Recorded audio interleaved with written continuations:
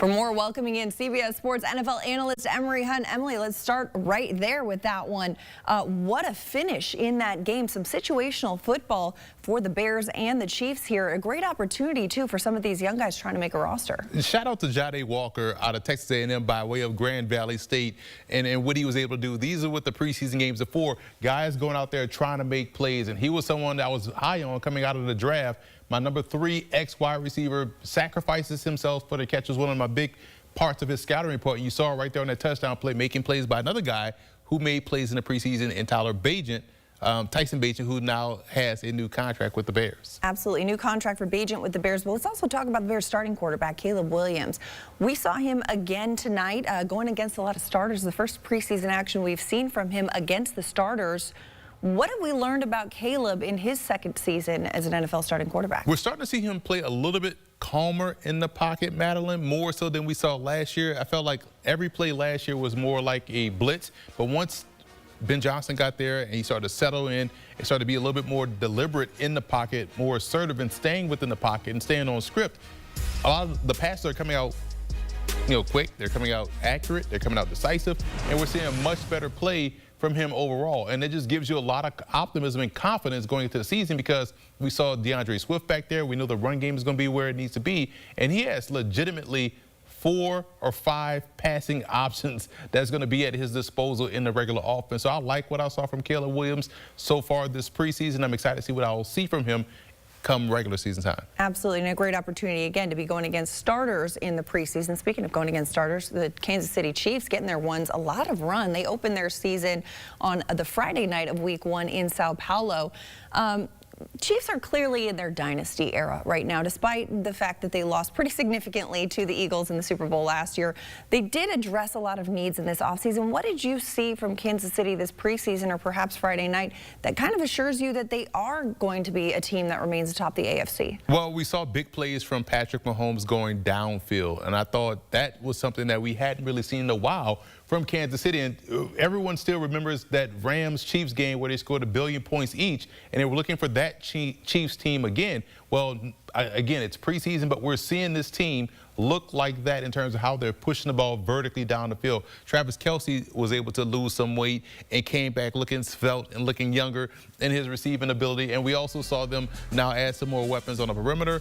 The offensive line looks to be a lot better. And I think they got better defensively, to be completely honest. So we know defense and offense will always be the thing with Kansas City. I think we'll see them being in the end, once again, at least Final Four. I think that's the floor for Kansas City, AFC Championship game, and then we'll go from there. Hey, listen, defense wins championships. You said they got better defensively. Speaking of defense wins championships, so the Philadelphia Eagles, they played their final preseason game Friday night in East Rutherford against the Jets. 19-17 was the final score as the Eagles got the win. But if you're the Jets and you see this final score and you're thinking, okay, that was a close one, but you look at the box score, 10 penalties, 3 turnovers, that's got to be a pain point for these Jets, Emory. Let's go back. Last week against the Giants, 7 penalties for 65 yards and a turnover. Then we go back 2 weeks against the Packers, 10 penalties for 91 yards. And there's a fine line between coaching aggressive, coaching assertiveness, and committed all these penalties. We saw that against Green Bay, where they had so many doggone penalties and they were getting in fights on the field. Okay, they calmed down the fights against the Giants, got into a lot of mini fracases around there, but then we saw that calm down against the Eagles, but the penalties still remain. They have 2 weeks to get that together, because you're going to lose a lot of football games if you're undisciplined. And we know the physical mistakes or mental mistakes turn into physical ones. That leads to turnovers, that leads to more penalties, and that's how you come on the losing end of a lot of these ball games. So I was unimpressed with the lack of discipline in these ball games, because that's what Aaron Glenn's mantra is: discipline, being aggressive, but you got to be smart, be controlled with your aggressiveness out there on the field. And the Jets, so far in 3 preseason games, have not. Fracas is a great word that you dropped in there. Definitely something they're going to want to clean up. I'm in my pockets of greatness at times. You know, he's in his thesaurus over here, but definitely something the Jets are going to want to clean up before week 1 when they host former Jet Aaron Rodgers and the Steelers. Now, the Eagles, they get the win, and the defending champions really look like their depth has been something on display. The rich getting richer a little bit here, Emory. Yeah, we've seen it all throughout the preseason, Madeline.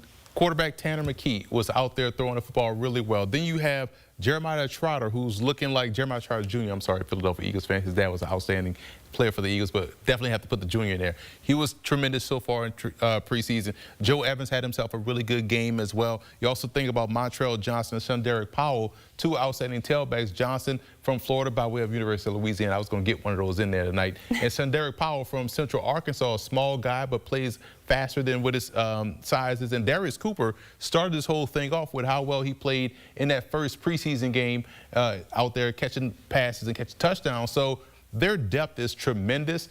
Even guys that may not make the 53 but will end up on their practice squad or other teams' practice squad will have an impact. So the Philadelphia Eagles not only aced the draft in terms of starting players, but they always have someone ready to go in their second and third teams on their football squad on both sides of the ball. So I like the depth, and that's why they are who they are, which is why they won the Super Bowl last year. I mean, depth is an important factor. With cutdown day coming around the corner on Tuesday, I think a sign of a really good team is that the players that one team waives are picked up by another roster, right? These guys are not just auditioning to be on the team that they are playing for in this preseason, but they're auditioning for all 32 teams in the National Football League. We saw 4 preseason games on Friday. So, Emory, I got to ask you, who jumped off the tape to you in these games on Friday? I got to give you 3. I'll give you an offense, defense, and special teams. So let's start with the offensive side of the football. Van Jefferson. And the reason why I'm going with Van Jefferson is because we saw the internet slaughter Van Jefferson for the drop ball. But guess what he did? He caught this one, made this guy fall twice, and outran him to the end zone for 65 yards. He had 3 targets, 3 catches, 102, and a touchdown. He fell twice. That's terrible. On defense, rookie Ashton Gelati out of Louisville. 2 tackles, 2 TFLs. He was my number 3 edge rusher in his draft class. He had a big-time play today, and he's been starring all throughout the preseason. And special teams, because that's so important. How about Jamal Pritchett, undrafted free agent, South Alabama, Sun Best Conference, so you know I was going to get that in there as well, too. He had 3 punt returns, 63 yards, averaged 21.1 yards a punt return. Obviously, that's aided by this 41-yarder right here, but he was making plays consistently in this ball game. He also had 4 catches for 54 yards, averaged 13 yards a reception. Again, he was a Senior Bowl guy, found his way onto the Jets, and here's an opportunity for him to make it as a receiver and as a core special teamer. That was the #1 note I had in my scout report, is a day 1 core special teamer. He stood out in the element where he had to stand out, and we'll see if he makes the squad. Hey, special teams is really a bubble factor, right? If you can make a play on special teams, that helps you get onto the roster. Emory Hunt, this man knows ball. Thanks so much for the insight, as always.